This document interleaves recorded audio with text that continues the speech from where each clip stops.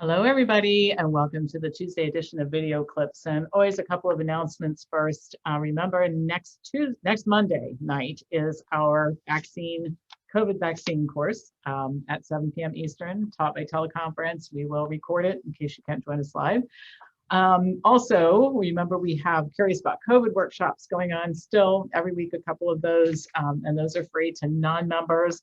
Lose the COVID 25 and Health Lessons from COVID available to members. And remember, if you're a member of Wellness Forum, you can participate in 2 question and answer sessions via teleconference with me every month. A lot of you guys send me questions and I would love to answer them, but I just can't type for hours and hours and hours. And it's easier to speak some answers than it is to type them, okay? And you also get access to our articles library and that sort of thing, which we give you a lot of resources for trying to figure out some of the stuff you want to know all the time about what we're currently going through and other stuff too. And then remember, we have new offerings from Kylia Rorba, our marvelous therapist, Discovering Your Worth, Finding Your Voice, Building Your Self-Confidence during a time of so much tumultuous stuff going on, and Letting Go of the Past, Part 2. We have a lot of people who took Part 1. We'd like to continue that journey. And I highly, highly recommend these classes because I think that the psychological impact of everything that we're going through is significant, and this is just one way to deal with that. So with that, I'm going to give you some news for the week. Not a lot of commentary on it for obvious reasons, but just some news for the week. So the American Academy of Pediatrics, I went to their website, and here's what it says about this group. It's an organization of 67,000 pediatricians committed to the optimal physical, mental, and social health and well-being for all infants, children, adolescents, and young adults.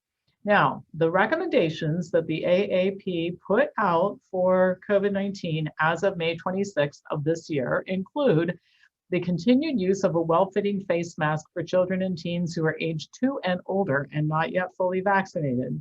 Use of face masks at home may be vital in households where there's an immunocompromised person. The use of face masks should continue until children or adolescents are fully vaccinated, which is 2 weeks after the second dose. The COVID-19 vaccines are remarkably effective. This is a quote, but we must stay vigilant, says AAP President Lee Savio-Beers. Children under age 12 are not yet eligible for the vaccine, so it's smart to be cautious and careful, especially when they're playing with friends, accompanying their parents to the grocery store, attending school or camp, and in any other situation in which they're around groups of people, some of whom may not be fully vaccinated. Schools, childcare programs, and camps are encouraged to continue to support the use of face masks for children and staff. Face mask use should be continued for those who are unvaccinated and playing indoor sports, unless the mask would be a hazard, and then I guess the virus doesn't really care. And outdoor sports that have close contact. Face masks should be worn anytime people are traveling on any transportation vehicle. A face mask is not a substitute for physical distancing.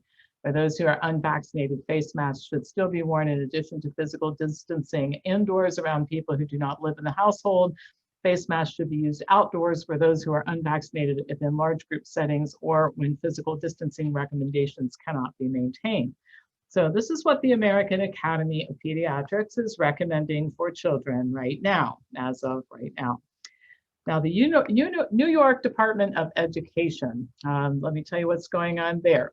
New York announced on Friday of last week that it planned to lift mask mandates for all people in all schools statewide, regardless of vaccination status, starting Monday. It sent a letter to the CDC soliciting any objections. And then on Sunday, the state education department said Health Commissioner Dr. Howard Zucker was asking the CDC for updated school mask guidance and no changes would happen until the agency signed off on them. The new plan afforded individual school districts to adopt stricter health standards if they chose to do so. And so New York City Mayor Bill de Blasio immediately said that the school's mask mandate would stay throughout the academic year, this one coming up, okay? And then here's some news from Canada, all right? And this is the COVID-19 in cats study conducted by the British Columbia Centre for Disease Control and the British Columbia Ministry of Agriculture, Food and Fisheries. And the purpose is to evaluate the transmission of COVID-19 to pets, in this case, cats. So how this will be done is there are 2 short surveys over the phone, and then you place your cat in a cat carrier on the front porch of your house, which the Department of Health will provide for you on 2 different occasions so that the Department of Health can examine your cat.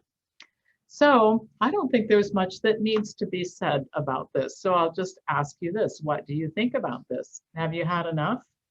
Maybe it's time to get involved with us. Make Americans Free Again.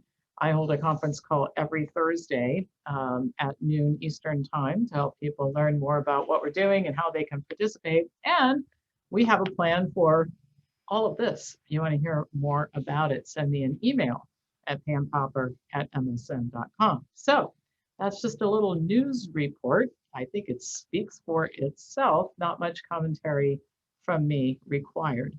That's all for today. As usual, pass this on to anybody who you think might enjoy watching it. And I'll be back to you tomorrow with more news, of course, on an alternative channel.